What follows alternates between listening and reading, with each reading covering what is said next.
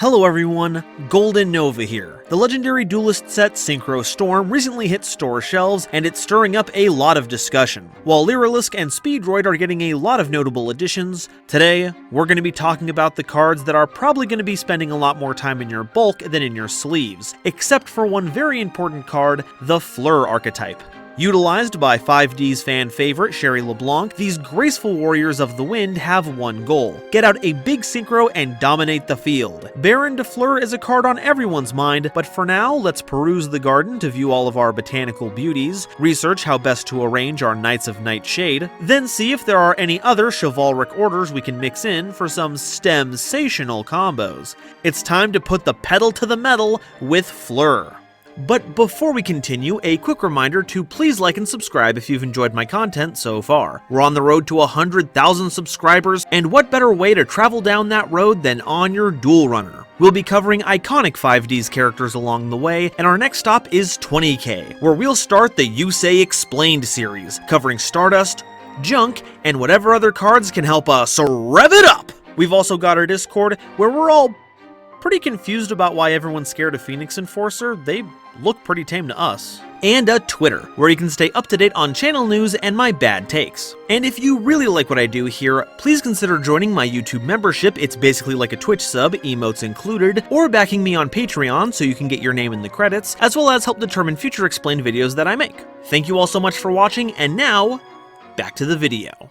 So what's the deal with Fleur? Well, we've got quite the diverse bunch here, I'll tell you that. Wind warriors, dark spellcasters, level 2 machine tuners that look like plants with different attributes, and if we throw in Sherry's Noble Knight cards, which we totally will be, we've got a whole other can of worms to open. So let's take things slow with one of the more integral early cards, Fleur Synchron. They're a level 2 light machine tuner monster with 400 attack and 200 defense, and if sent to the grave as synchro material, you can special summon a level 2 or lower monster from your hand. A very niche effect, but is integral for summoning out one of our synchros, Chevalier de Fleur, because it is a required tuner monster. However, it's not just locked into being used for Fleur decks. If your deck has level 2 or lower tuner monsters in abundance, being able to summon one right after synchro summoning can be a great way to set up the synchro summon of a monster that requires synchro monsters as non-tuner material. It's a few extra steps, but what can I say? Some synchros are just late bloomers. On the other hand, we have the recently released Necrosynchron, a level 2 Dark Machine Tuner monster with 200 attack and 400 defense. And guess what? Its name becomes Fleur Synchron while on the field and in the grave. They can target another monster on the field and increase its level by 2 until the end of the turn, and if sent to the grave as a synchro material for a wind monster, you can special summon one level 1 plant monster from your deck. This is going to be your preferred alternative to base Fleur Synchron if you don't need the level 2 spam. Not only can this get you into Chevalier de Fleur with only a level 4 monster as material, it can also make level 6 monsters into level 8 to make Baronne de Fleur. It's a pretty nifty update to the theme, which sounds great, because as I hear it, Sherry fans have been dying for some new support. But why the level 1 plant? Especially since the closest thing to plants we've seen so far have actually been machines. Well, there are a lot of good options to choose from. Evil Thorn can easily turn into more monsters for link summoning, Copy Plant is a flexible option, and there are a ton of Sunseed monsters that can start a combo off that summon. But I'm pretty sure its intended purpose was to summon Necro Fleur. This sad looking sprout is a level 1 dark plant monster with 0 attack and defense, and if destroyed by card effect and sent to the grave, you can special summon a Sorcier de Fleur from your deck. We'll get to that monster in a bit, but it's important to bring up that a lot of your deck wants to enable this card as much as possible. So many on-theme cards destroy your own cards as part of their effect, which trigger Necro Fleur, so hey, you might as well go for it. Unless you find another card that synergizes with your deck that triggers on-destruction effects. But hey, when there's a wilt, there's a way. But that brings us to Sorcier de Fleur, a level 8 Dark Spellcaster monster with 2900 attack and 0 defense. If normal or special summoned, you can target a monster in your opponent's grave and special summon it to your field. It can't attack directly, and is destroyed during the end phase. That's actually pretty sick, especially when you can get it for free just by stepping on a plant that was already halfway out the door. And not being able to attack directly with it is like one of the least impactful restrictions I could ever think of. You can still use its effect, use it as material for all kinds of summons, even for any kind of attacking that isn't direct. Talk about flower power. And while we're on the subject of spellcasters, we also have Sage de Fleur. They have all the same stats as Sorcier, and while in the hand, you can target a monster you control and any other card on the field, and on resolution, special summon Saj, and if you do, destroy the targeted cards. And if sent from the field to the grave, you can target another monster in your grave, shuffle it into the deck, then add a level 1 plant monster from your deck or grave to your hand. While just as mighty as their counterpart, Saj is here expressly to support Sorcière. Its summon effect can destroy Fleur to get things started, and when sent to the grave, they can recycle Sorcière, which is very helpful since our sad little plant can only summon them from the deck, while regaining access to Fleur. And it just destroys a card on the field as part of your plays. No biggie. But after looking around, I'm pretty sure you don't look anything like Sage. The plant. So I'm gonna have to dock some points. But we're a Synchro deck, so it's time we talked about what we're using some of these tuners for. Chevalier de Fleur is a level 8 Wind Warrior Synchro monster with 2700 attack and 2300 defense, requiring Fleur Synchron and 1 or more non-tuner monsters as material. Once per turn, during your turn specifically, when your opponent activates a spell or trap card as a quick effect, you can negate the activation, and if you do, destroy that card. I'm not going to say this isn't useful. Your opponent's going to try and throw a whole bunch of spells and traps at you during your own turn to stop you, but being limited to only your turn seems a little narrow for what amounts to a boss monster. It's also incredibly difficult to summon in the context of a pre-Synchro Storm environment, as the theme doesn't have a good level 6 to pair with Fleur Synchron. They're pretty neat, but I'm not quite Synchro on board with them. Now it's time for the card everyone seems to want to get their hands on, Baronne de Fleur. They're a level 10 Wind Warrior Synchro monster with 3000 attack and 2400 defense, requiring generic material. Once per turn, you can target a card on the field and destroy it, meaning you can pop a Fleur or something your opponent actually controls. Once while they're on the field, they're an Omni-Negate, chaining to any card or effect your opponent activates to negate and destroy it, and once per turn during either player's standby phase, you can target a level 9 or lower monster in your grave, return Baronne to the extra deck, and if you do, special summon the targeted monster. This is in place to set up a new summon of Baronne, since their main draw, the Omni-Negate, is a one-time deal. But if the monster you get back can help facilitate the summon of Baronne again, then you've got yourself a pretty nifty cycle where you can say no to your opponent every other turn. Which seems appropriate if I'm being honest, since Baronne just won't get off their high horse. We've also got some new spell support, the first of which is Synchro Dilemma. It's a continuous spell that, once per turn, lets you activate one of 2 effects. You can either send a Synchron monster from your hand or face-up field to the grave to special summon any monster from your hand, or target a card you control besides Synchro Dilemma and destroy it to special summon a Synchron monster from your hand or grave with a different original name than the targeted card. This card is actually kinda silly. I can't wait to see how it operates in decks outside of Fleur. You can replace spare Synchrons with better monsters out of your hand, or get ones more suited for your plays right out of your grave. Honestly, I'm not sure what the dilemma here is. Seems like you get the best of both. Fleurette de Fleur is an equipped spell that you can activate by targeting a level 2 or lower monster in your grave and special summoning it, then equipping it with this card. And if Fleurette leaves the field after being equipped by that effect specifically, the equipped monster is destroyed. The equipped monster gains 700 attack, and if sent from the spell and trap zone to the grave, you can equip it to a Synchro monster you control. This means you can revive either of your Synchron monsters to get to your boss, then that boss gets a nifty 700 attack boost for your troubles. And it's not just limited to our theme either. Technically, any deck that uses level 2 or lower monsters can use this as a premature burial, though the hard once per turn activation limit and effect negation do keep it from going completely off the wall. So when it comes to running this card, I'm still kind of on the fencing. But this brings us to the second half of Sherry's arsenal. See, the fleur-de-lis, no not that one, is a heraldic crest widely associated with France, and because of all the knight imagery, we were bound to lean into another figure associated with France. Joan of Arc. No, not that one. This one. Noble Knight Joan is a level 4 light warrior monster with 1900 attack and 1300 defense. If this card attacks, it loses 300 attack during the damage step only, and if this card in your possession is destroyed by your opponent's card and sent to the grave, you can send a card from your hand to the grave, then target a level 4 or lower warrior monster in your grave and add it to your hand. We've gone over this monster and a few other similar ones in my Noble Knight Explained video, but since they didn't really fit in that strategy, we'll give them a bit more time here. Their effects are still pretty lackluster, going 2 for 1 off of a floating trigger is pretty abysmal, but we've got some targets in this theme that could use all the help they can get. It's also worth noting that this monster has 2 alternate forms. Saint Joan, a pretty big fusion monster that makes me wish we'd gotten some kind of proper theme built around them, and Guardian Angel Joan, which is similarly big and has a pretty nice effect to gain life points. But since neither of them actually tie into our strategy, we're gonna have to leave things at that. After all, these Maidens of Orleans just weren't made for this deck.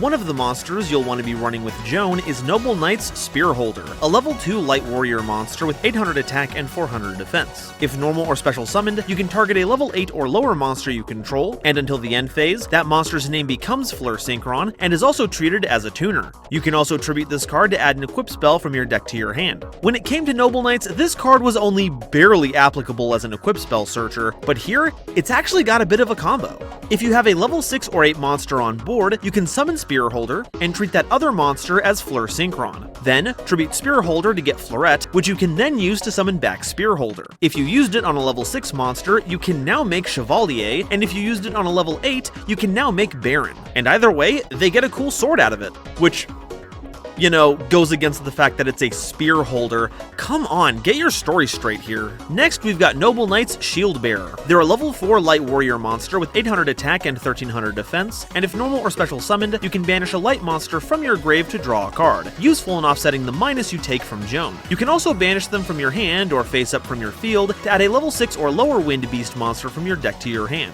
This is the effect you're going to want to lean into because we've got a couple of winged beasts that really amp up the strategy. And even outside of those, there are some absolute bangers. Crystal Beasts already have a lot of searchers now thanks to some new support, but if you need more access to Sapphire Pegasus, Shield Bearer has you covered. They can also get you Hoppier Squadron if you want to summon Baronne or any other synchro out of nowhere, or play in Ritual Beasts to get Rampengu. It's certainly a scattered bunch of synergies, but I think it's important to know so you can bear them in mind for later.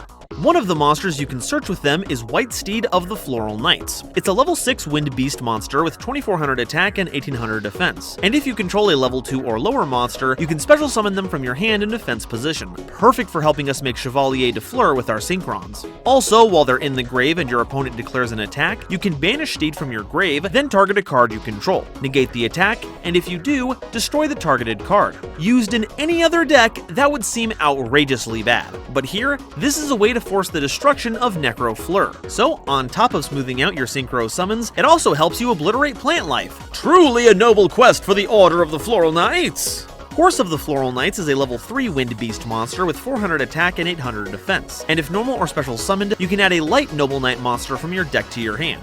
I guess they aren't on such good terms with Laudzlin and Ector. And once per turn, you can fusion summon a fusion monster from your extra deck using this card you control and other monsters from your hand or field as material. Now, we've got one we're supposed to go into. Heck, it even searches the appropriate fusion material for it. But for fun, what else can we make?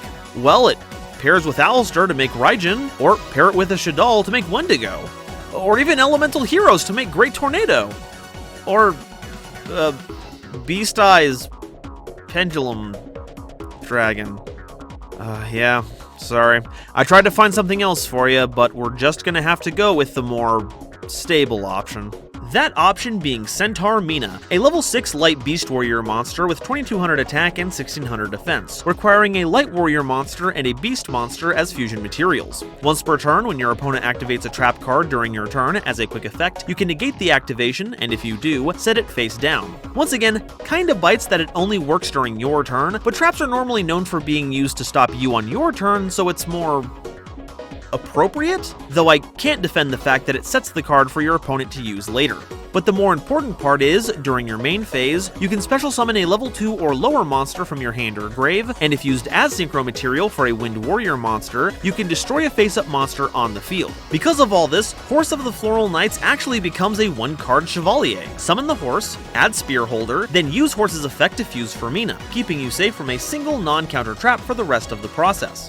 Then, use Mina's effect to summon back the Spearholder, use its effect to treat Mina as a tuner and Fleur Synchron, tribute the Spearholder, get the Fleurette, use the Fleurette, revive the Spearholder, then you sync them together to make Chevalier, and pop a monster as well. And since it doesn't say whose monster you have to destroy, once again, Necro Fleur is an option. And this effect gets even better if you have Necro Synchron in your grave, because then you can make either of them 2 levels higher to make Baronne de Fleur, and since Mina's pop doesn't target, you can layer your chains so Necro Synchron summons out Necro Fleur as Chainlink 2, so Mina can pop it at Chainlink 1. I am completely shocked that this deck has such a technical combo that ends on an Omni Negate, a free pop, and a level 8 monster that steals another monster out of your opponent's grave. Heck, as long as there's no interruptions, Mina can be that monster you revive off of Baronne's effect to bring them right back out. So once this card comes out in the TCG, it would behoove you to grab a few copies. Lastly, we have a couple of trap cards that are related enough that I think they bear mentioning. Also, this first one came out in Synchro Storm and has Noble Knight Joan in it, so it's like the only time I'm going to be able to talk about him. Pendant of Revolution is a continuous trap that has an effect trigger if any number of other cards you control are destroyed by battle or card effect, which adds another trap card, Liberty at Last, from your deck or grave to your hand. At the start of the damage step, if a Synchro monster battles an opponent's monster, you can destroy your opponent's battling monster. And if this card in your spell and trap zone would be destroyed by a card effect, you can destroy a monster you control instead. And you know what that means? Another way to trigger Necro Fleur. So keep it on board and you too can know the joys of flashing in a giant monster that steals from your opponent's grave. And while making your Synchros El Shaddoll constructs is a great way to turn their attacks into removal, the real draw of Pendant, the penultimate card, is Liberty at Last. It's a normal trap that can be activated when a monster you control is destroyed by battle and sent to the grave, which has you targeting 2 face-up monsters on the field and shuffling them into the deck. It's no Madolche Queen Tiramisu, and really who is, but this previously very situational card becomes much scarier when you only need to run a single copy that can be cycled over and over again. While having to be destroyed by battle does suck, especially once your opponent's wise to your tricks, you can either run your monsters into theirs to remove them, or your opponent's just going to keep their monsters in defense position to keep that from happening. Either way, it'll put you on the fast track to liberate your opponent from their life points. Alright, so that's all the Fleur cards, but what do we do with them? Well, I've kind of already outlined it over the course of this video. Fleur is certainly a theme with some kind of cohesion, but building a full deck out of it is asking for trouble. Rather, it's got a few admittedly impressive lines that end on Baronne to Fleur, plus a small contingent of floral friends. But a full strategy it is not. As such, only expect to see this as a slimmed down engine to access Baronne if the deck can't already make it, or as Baronne itself in a deck that can drop level 10 synchros out of nowhere. So instead of seeing what we can play to help them out, here are a couple of silly tech picks to keep in mind while playing these cards. We've got 2 Synchron monsters, which means tuning can be played to help put them into our hand. Synchron Carrier can get them out of your hand with multiple normal summons, and if they get stuck in your grave, that's what Synchron Explorer is for. While the effect of Sorcière to take a monster out of your opponent's grave is neat, the most consistent payoff to expect would be getting material for a Link 2. Until now. Battle of Chaos gave us a wealth of vampire support, including the Undead Vampire. If you're familiar with Dampire Sheridan, it can treat monsters you control owned by your opponent as level 6s for its Xyz summon, and the Undead Vampire does a similar thing, treating them as level 8s, which is perfect for Sorcière, at which point you can mill both players for 4 to hopefully summon another monster to lay down the pain. In a deck populated by Dark Spellcasters, Wind Beasts, and Light Machines, I think it's only fitting that we add in Alistair the Invoker of Madness. White Steed plus any of our level 2s make it, and we've already got Horse of the Floral Knights providing our own onboard fusion effects. Combine that with a wider Alistair suite, we already have attributes to make Kaliga, Raijin, and Mechaba, and you've got a pretty robust fusion strategy that inherently has battle control, effect control, flip control, and a negation on top of a synchro monster that's a negate and a pop. And that's all I've got to say about Fleur. Even with its new support, the deck is a very casual theme that's unfortunately been shackled with what will be an expensive synchro staple for some time to come. But if you're looking for another theme to express your affinity for chivalry and flower arrangement, this strategy is ready to provide you with a bouquet of options.